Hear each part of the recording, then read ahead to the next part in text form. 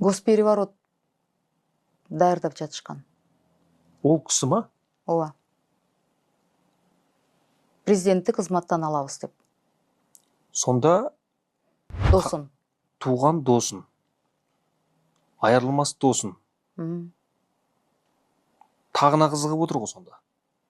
Эми президент айкөл кишкен, ал расмий эми ал эркек киши катары анан деген досу деп мүмкүн эл асында капа болгон же кейген мүмкүн ачыкка чыгара албай жатат, мен ойлойм да.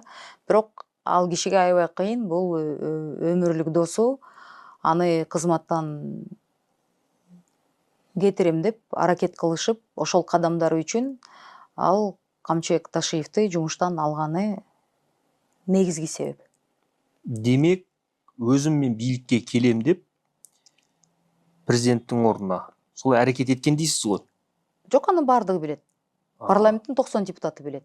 Көп убакыт дайындалып, даярдалган адамдардын эми четинен азыр суракка чакырылып жатат болуш керек. Кээ бир адамдар абакта, түрмөдө.